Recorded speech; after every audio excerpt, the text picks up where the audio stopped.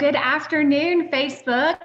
And I thank you all for your patience. If you were anxiously awaiting with your lunch at 12, we apologize. We've had some technical issues, but we're excited to get this thing kicked off. I want to thank the Hickory Metro Convention Center because we are over here utilizing their facility because our internet at our office was not working with us. So thank you to their team. Just give them a little shout out. And welcome those of you that are watching and are viewing on Facebook Live. We're so thrilled that you have taken time out of your day to join us. I'm excited to have Kim Whitley, who's the managing partner of Patrick, Harper, and Dixon, to join me today.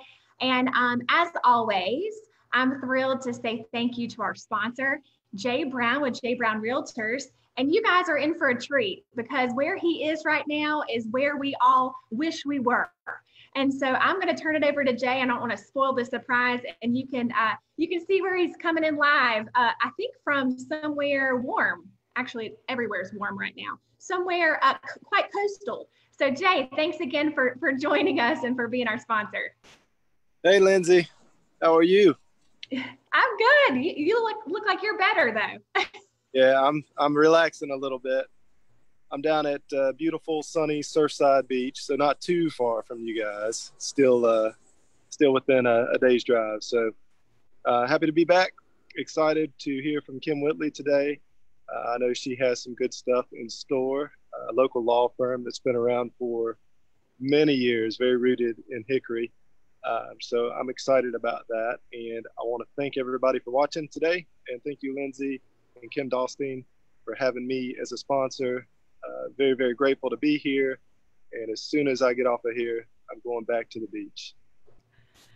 Love it, Jay. Thank you so much. Even on vacation. And actually, he's a realtor. I don't think you ever go on vacation. Do you, Jay? No, not really. Not really.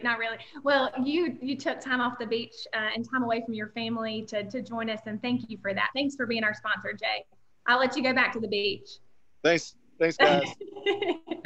All right. Well, again, viewers, if you're tuning in live, you are witnessing the Exceptional series. So we have done this now. This is our second series. The first one, we were featuring small business innovators. And this go round, we have the privilege, or I have the privilege of interviewing some really incredible leaders across this community that represent exceptional businesses.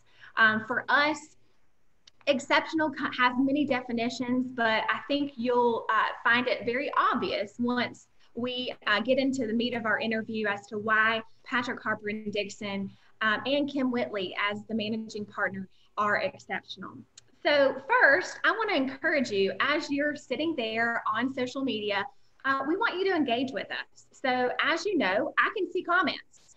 And so if you have a comment, please put that into the comment box on the live feed, or a question. If you want me to weave in a question to Kim that you have, maybe you're more curious about something that we want to dig a little bit deeper, feel free to throw a question in there. And also finally, react to this live. So if you hear Kim say something or I say something that you like, throw us a like, throw us a love, so a heart, a thumbs up, or even a wow face. So first, just to make sure that our comments are coming through, I want to ask you to throw in the first emoji on your phone or on your tablet that comes up most prevalent. So of course that means that you use it most often. So I want to see I want to make sure that these comments are coming through.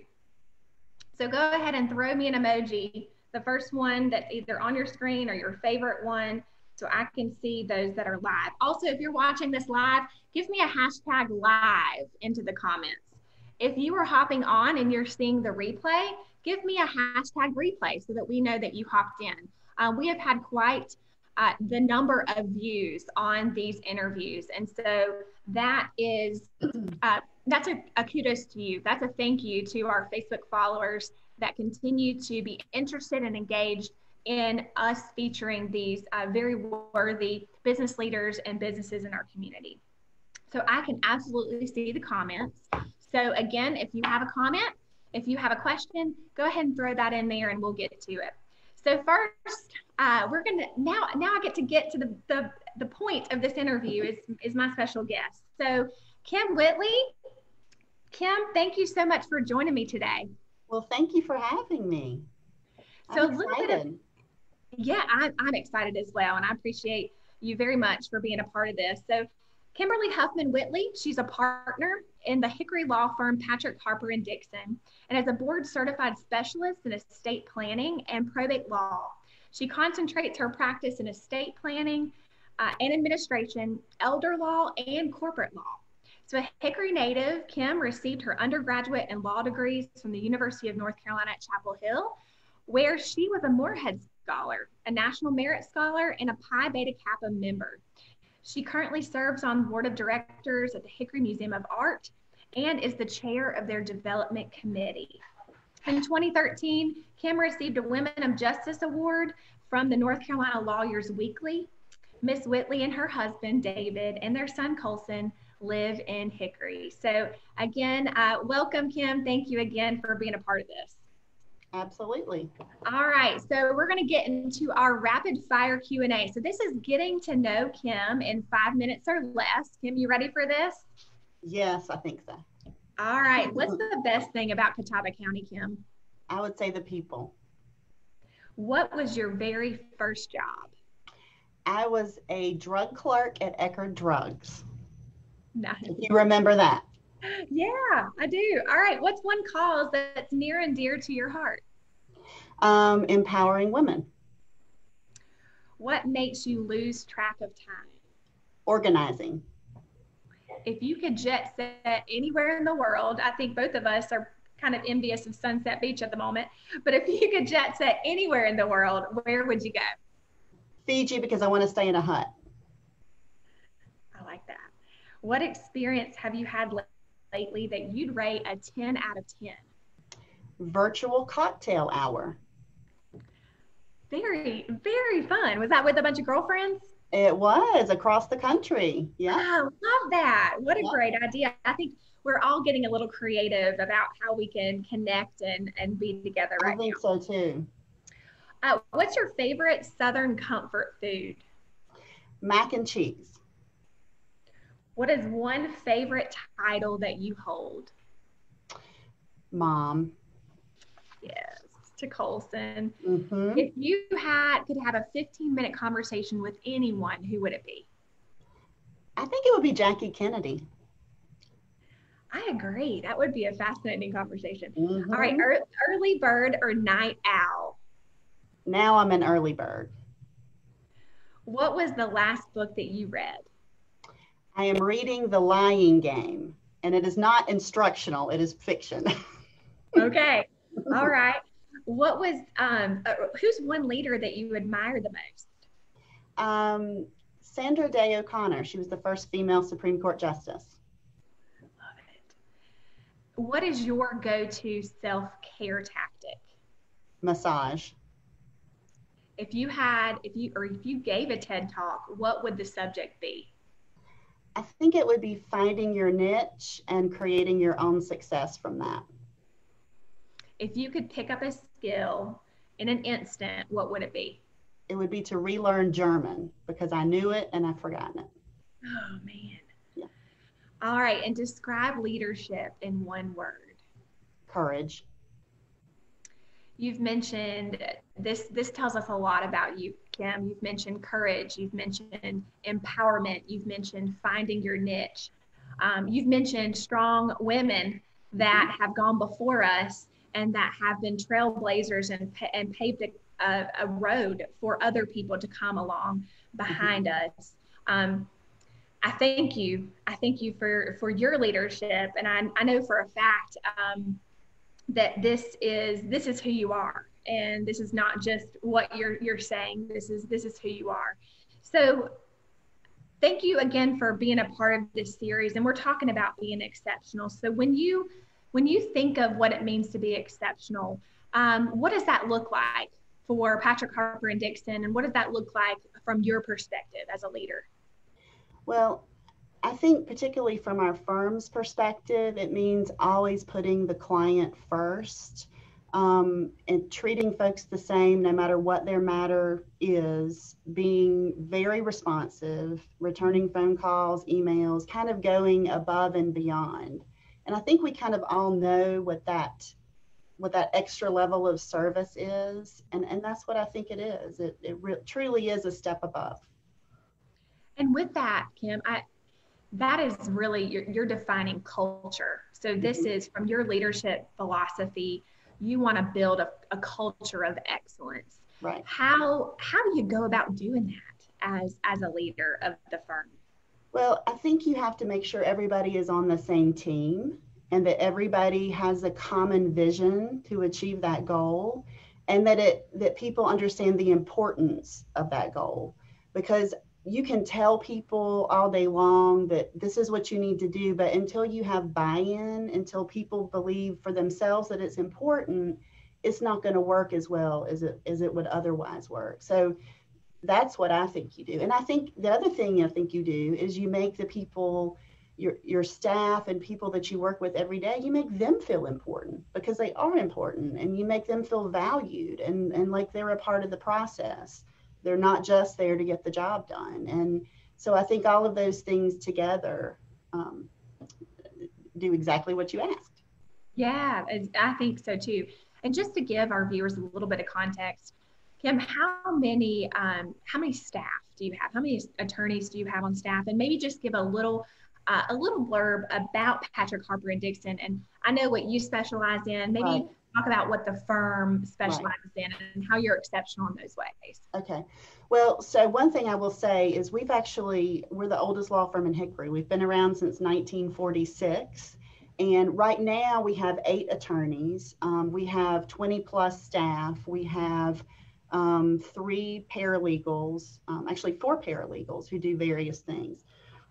And we do a lot of corporate and transactional work. We do a lot of estate planning and probate administration. We do elder law, special needs law. We do employment law, healthcare law, domestic family law. We have a real niche in estate and trust disputes. There are not a lot of people around doing that. So we don't do any criminal law, but otherwise we kind of run the gamut on what we do. We have a really broad culture, which is nice.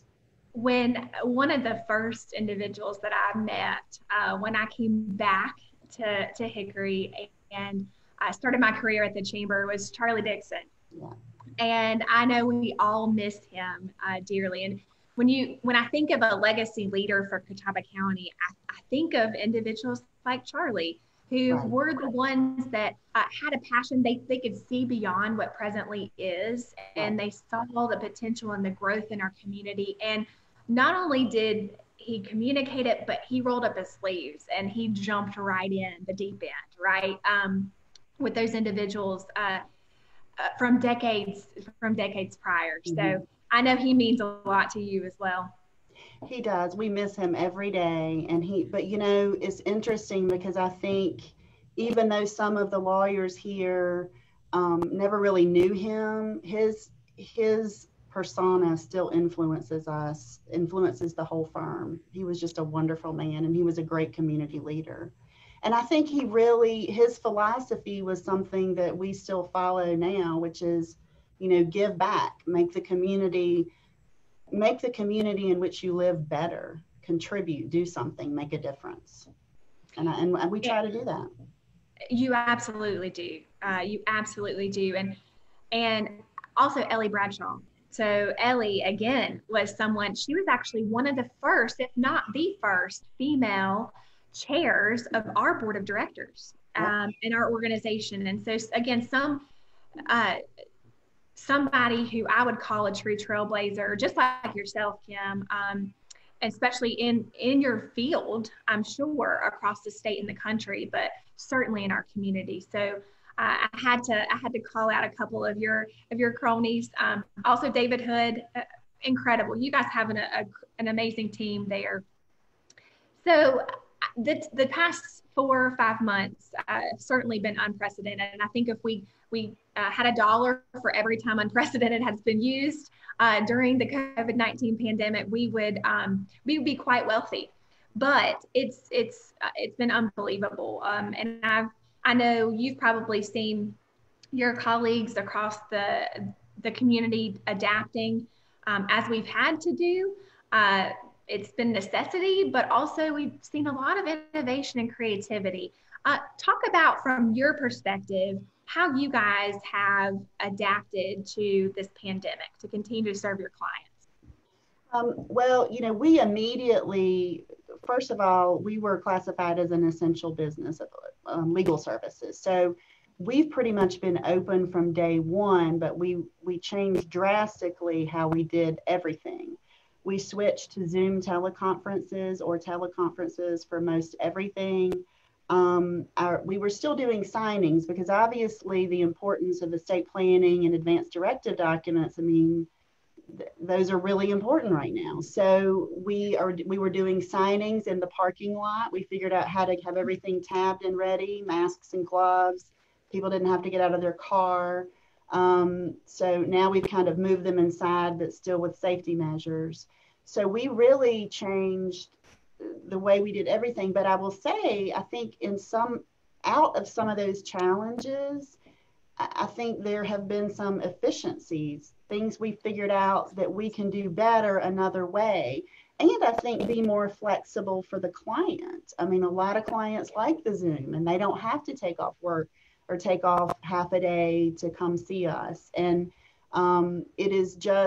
we can offer more, I think, and we've learned that through this. I think we've learned that we can all work remotely a lot more than we thought we could. So, That's right. So I think with challenge brings opportunity and creativity. And that's one thing that I think is great about just the American business community in general, because I was talking with a friend and, you look at these Crayola, they've developed these face masks for kids and they have this little cute washable bag. And I thought, well, one way to look at that is, yes, it's not great that the kids are wearing the masks, but on the flip side, look at what these companies are doing to try to make the best of the situation. And I just think that's really great. This is definitely for us, even like you said, you pointed out, it's brought about efficiencies. It's brought about ideas of processes that we would have never occurred to us prior to COVID-19. And like you said, some of these things are probably going to be temporary, just like I doubt you're going to be masking and gloving in the parking lot for signatures. But like being more customer centric and more customer focused and kind of bending to their needs and desires, there have been a lot of silver lining through COVID-19, and kudos to you guys for realizing that and rising to the challenge. So if someone is seeking legal services during this time, what advice would you give them? Well, one thing I would say is, as an estate planner, which is one of the primary things I do, is make sure that you're not putting off getting your legal documents updated or done. And I don't mean only your will, but your powers of attorney and healthcare powers of attorney are super important right now. Hopefully you don't need them, but if you do, they're there and they make things a lot easier for your family. And then for other things, I would say don't put those off either. Make sure that whoever you're working with offers a safe environment, but most law firms are. And I think you can do a lot of things and go ahead and get it done. I would say don't put those things on hold. Go ahead and move forward. It's important. Good advice. We've seen from an advocacy perspective in this pandemic, it's brought about some challenges or at least concerns for the business community, particularly around immunity from frivolous lawsuits around the pandemic. I know the North Carolina General Assembly has done some work in ensuring immunity and creating some harboring laws for the pandemic. What other challenges do you feel lie ahead for businesses? Well, for us, I'll say in particular, you know, we do a lot of the work we do, things have to be notarized, things have to be witnessed. And it's very interesting that the legislature actually, they finally came out with an emergency video notarization, which I wonder if it will stick around afterwards, because it makes that kind of thing much more fluid. And I think that will be great for businesses in general. So I think that kind of thing, that kind of adaptation is very important. Also, they've dispensed with witnessing or allowed video witnessing of documents in addition to the notarization. So those types of things. That's great to hear. I still feel from a federal level, I've been following, I've tried to follow it as closely as I can. I'd like to see more immunity from the federal level for all businesses across the country, particularly with issues of exposure and things like that. I think for a businesses operating in good faith, we should protect them and their rights. What are your thoughts on that? Oh, I absolutely agree. I know that, so Mike Thomas of our office does a lot of, I think he kind of segued into this because he does a lot of healthcare law, but as a result of that, he's kind of become an expert on a lot of this COVID related stuff. So I absolutely agree. And I think he kind of keeps up with what's coming down in the state as well as with the federal government. But I agree. That's great. And you guys have done a great job in putting out to help businesses navigate the pandemic, and particularly just the intricacies of how these different issues that have risen to the surface. Again, things that we wouldn't have even expected to occur and expected to have a need for. And you guys have put out some really good educational content to help businesses during this time. So as a Hickory native, Kim, what changes have you seen in the community over the years? And I love that smile when I ask that question. Well, so when I was little, I remember that it was a huge deal when we got a Hardee's and a Pizza Hut. I mean, that was like a huge deal. And if you think Come a long way. Yes, I mean, and they were, 127. But you think now how we have such a diversity. And when I say that, I mean people, restaurants, cultural options. I just think that the community has really expanded and it has really reinvented itself. When I was little, it was the predominant industry was furniture, and that is great. And I think, and we're very proud to be known for that. That's wonderful. But there are other things, and I think that we have done a good job of addressing the need for different industries and different types of things in this area. And as an estate planner, I see that a lot of people from other areas of the country really, really like this area. They move here, they retire here, and constantly I hear, you guys don't know what a great place this is to live. And I agree with that, because when I graduated high school and college and law school, and at some point in that whole process, it dawned on me that I grew up in a really special place. And that's why I ended up coming back. So it's a good change. Absolutely. I love that. And even this week, Newton, North Carolina was voted, I think, or designated in the top 10 places to retire across the state of North Carolina. So that's great. Yeah, absolutely. And so like you, I think it's incredible. It's definitely a priority of our chamber to ensure that we serve all people and make this a community, a place that can feel like home to young professionals as well as those that are retirees in the community. And like you said, we've definitely evolved and adapted. And even through this pandemic, these certain instances that disrupt every aspect of our lives, and the way we do business, and particularly because we have such a concentration in manufacturing, I think a lot of times things like this hit us very, very hard in perspective or in comparison to other metros across our state. But it also shows we will come out stronger on the other side, and we'll come out better. That's definitely something about Catawba County that in my mind always stands out the most, of how adaptive and creative and innovative we are as a people. I think so too. And I think there's an incredible work ethic here. And I have to say, when I was in law school, and this is crazy, but so when I was in law school, I was in a class, and one of the guys in the class, his, I think maybe stepfather or something was from Hickory. And he actually made the comment. He said, "You guys have a fabulous work ethic in that area." And I thought, you know what? What a great thing to be known for. I mean, it was just really surprising and really nice. That is nice. Yeah. All right. And if I can I pivot our conversation a little bit and talk about equity, talk about being a female in a male-dominated industry. And, you know, we pointed out the fact earlier in the conversation that your passion is women's empowerment. And like I said, you're a trailblazer in your own right. So from your perspective as a female attorney, what changes? Like, how have you seen the legal field evolve over time? And what makes you proud of that? Well, I think at the Women's Leadership Conference, as you'll recall, I mentioned the fact that, so I've been doing this for 26 years. And when I first came back to Hickory, and I think this was pretty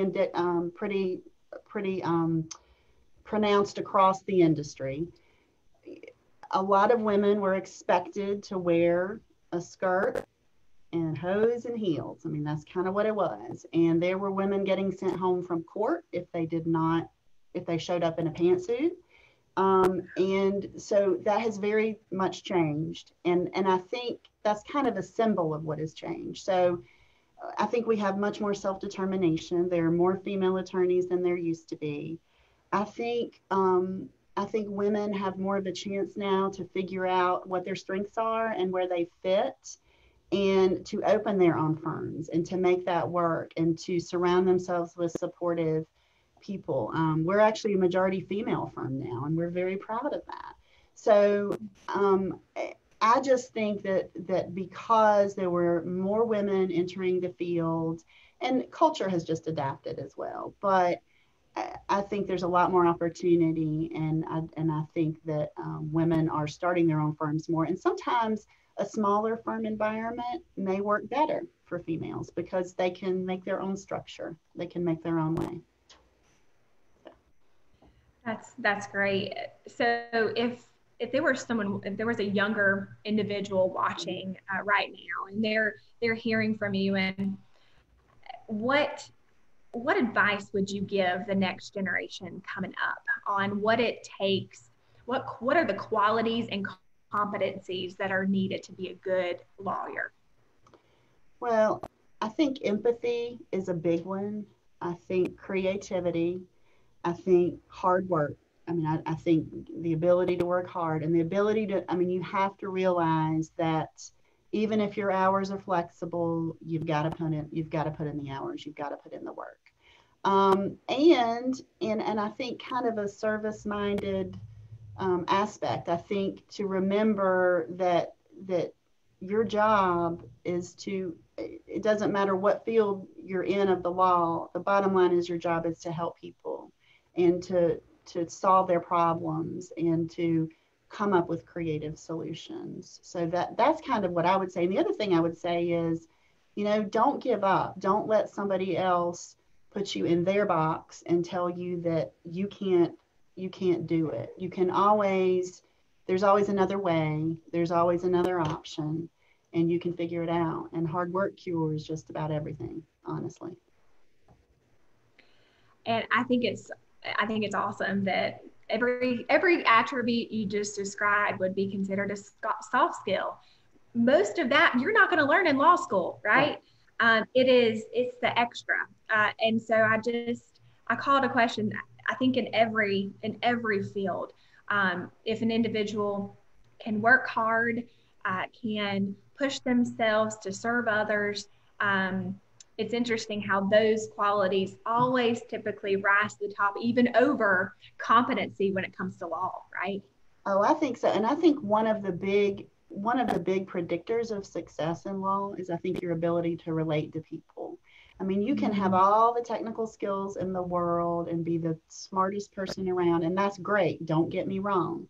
But you have to be able to relate to somebody, to be able to convey that information to them, and to make them feel like you really care about what's going on in their life, because that's important. I mean, this is an important thing to them, and it should be important to you as well. That's right.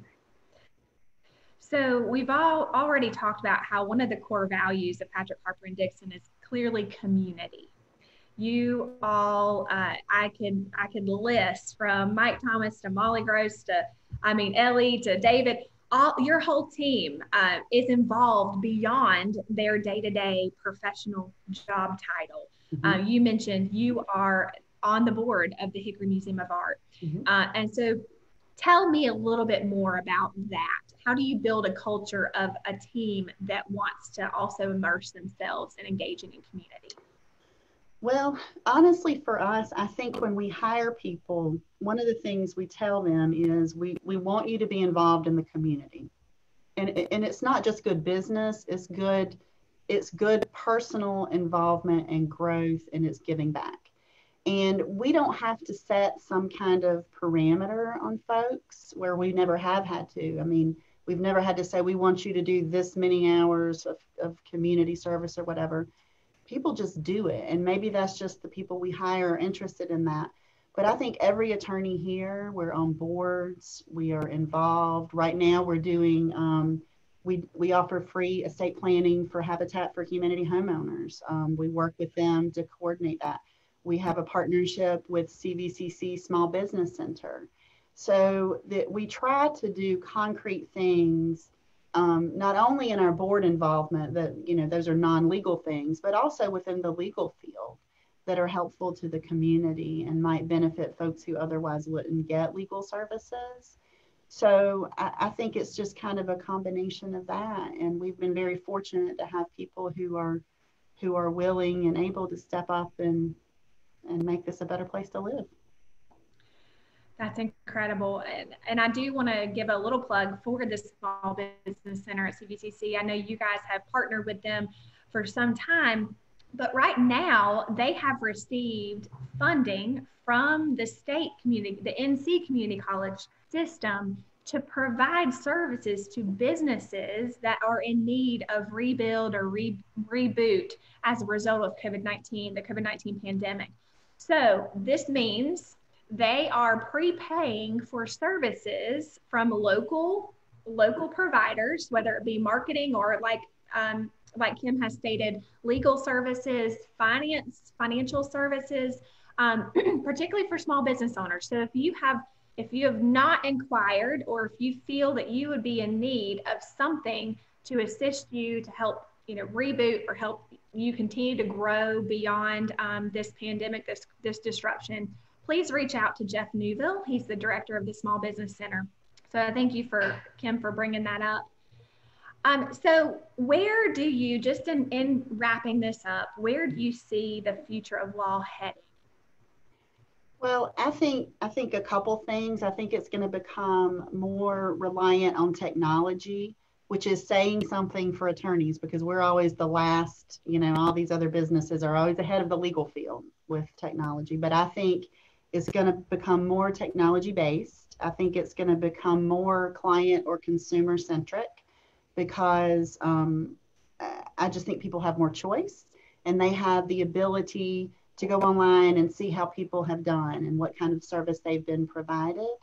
I also think that, 26 years ago, a lot more people were generalists than they are now. And you could do that. You could do a little of this, you could do a little of that. But now I think you're going to see more concentration, people concentrating in kind of one area of practice, which I personally think is a good thing, because, if you go to somebody who does this most of the time, they're going to know what they're doing, and they're not going to have to figure out what they're doing. So I think all of those things, and I think all of those are really good changes. Very good changes.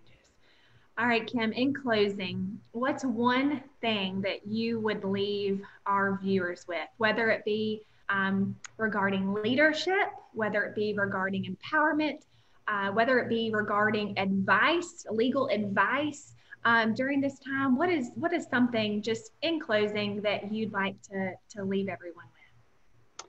Well, I'll say, something Mr. Dixon kind of used to say is, this will pass. Everything, this hard time will pass, and things are cyclical. And I think everything we're seeing right now, at some point that will pass. So I think you have to look at the long game. You can't stop planning for the future. You have to keep moving. You have to be creative. You have to figure out how to adapt your life to the world as it is right now. And then at some point, we'll be back to closer, at least, to how we were before. So I think just continue to work hard, do the best you can, and move forward.